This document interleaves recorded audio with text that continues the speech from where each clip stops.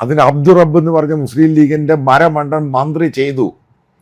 അത് എല്ലാ ആൾക്കാരും അത് ഡിസ്കഷൻ പോയിന്റിലോട്ടങ്ങ് പോയി. പിന്നീട് അതിൻ്റെ പ്രത്യാഘാതം ഉണ്ടായി.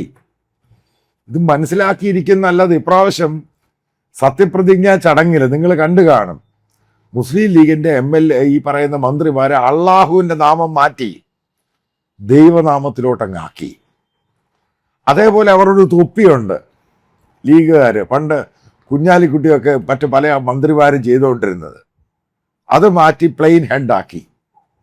കാരണം അവർക്ക് പിടികിട്ടാൻ തുടങ്ങി ഇത് ഫർദർ എസ്കലേറ്റ് ചെയ്യും, ഇത് ഇഷ്യൂ ഉണ്ടാകാൻ സാധ്യതയുണ്ട്. ഒരു നിലവിളക്ക് കത്തിച്ചു സ്കൂൾ യുവജനോത്സവം, അത് ഇന്ത്യയുടെ ട്രഡീഷനാണ്. ഒരു ഫൈറ്റർ ജെറ്റ്, അതായത് പട്ടാളത്തിനകത്ത് ഫൈറ്റർ ജെറ്റ് കൊണ്ടുവരുന്നു, അവിടെ നാരങ്ങ വെക്കുന്നു, മുളക് വെക്കുന്നു, സവാള വെക്കുന്നു, ഉള്ളി വെക്കുന്നു, വെക്കട്ടെ. അത് ഇന്ത്യയുടെ ഒരു ട്രഡീഷൻ ഭാഗമാണ്. റോക്കറ്റ് വിടുന്നു, സയൻസാണ് മുഴുവനും, അതിനകത്തൊരു നാരങ്ങയും കൊണ്ട് പൂജയുണ്ട്, അതിലെന്ത് പ്രശ്നമാ?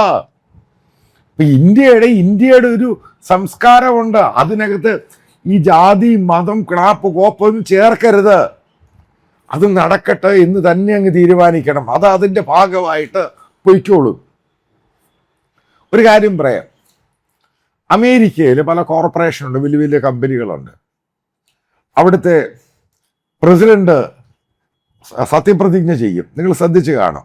അപ്പം അതിനകത്ത് ബൈബിൾ തൊട്ടാണ് പറയുന്നത്. ഇന്ത്യയിൽ നിങ്ങൾ ശ്രദ്ധിച്ചിട്ടുണ്ടോ ആരെങ്കിലും ഹിന്ദുക്കൾ ഭഗവത്ഗീത ഇങ്ങനെ സംഭവം തൊട്ട് പറയുന്നത്? UK നിങ്ങൾ കണ്ടു കാണും, പ്രധാനമന്ത്രിയാകുമ്പോൾ അവിടെ പോയി ബൈബിൾ വേർഷൻ രാജ്ഞിയുടെ അവിടെ പോയി അത് വായിക്കണം. ഋഷി സുനക്ക് പോലും നിങ്ങളിത് കണ്ടു കാണും, അതവരുടെ ട്രഡീഷനാണത്. ഇപ്പൊ സൗത്ത് കൊറിയ നിങ്ങൾക്ക് ലേറ്റസ്റ്റ് ആയിട്ട് പറഞ്ഞു തരാം. നേരത്തെ ബുദ്ധിസ്റ്റ് രാജ്യമായിരുന്നു, അത് കൺവേർട്ട് ചെയ്ത് ഏകദേശം 60-65% ക്രിസ്ത്യൻ ഇവാഞ്ചലിക്കൽ കാത്തലിക് പെന്തിക്കോസായി മാറി. അവിടെ ഇപ്പം ബൈബിളാണ് വായിക്കുന്നേ. അതിൻ്റെ ട്രഡീഷൻ മാറി അങ്ങോട്ട് പോയി. ഇപ്പം ഇന്ത്യയുടെ ഒരു ട്രഡീഷനുണ്ട്. ഇന്ത്യ എന്ന് പറഞ്ഞ, ഭാരത് എന്ന് പറഞ്ഞ ഹിന്ദു മെജോറിറ്റിയുള്ള രാജ്യമാണ്. നമുക്ക് ഹിന്ദു ട്രഡീഷനുണ്ട്. ആ ട്രഡീഷൻ ഫോളോ ചെയ്യുന്നതിൽ എന്താ തെറ്റ്? അതിൻ്റെ നിങ്ങൾ അമ്പലത്തിൽ പോയി പ്രാർത്ഥിക്കാനും ഗീത വായിക്കാനും ഒന്നും പറയുന്നൊന്നുമില്ല. അതിനകത്ത് ഈ വന്ദേ മാതരം ഇന്ത്യയുടെ ദേശീയ ഭക്തിഗാനത്തിൽ പെട്ടതാണ്.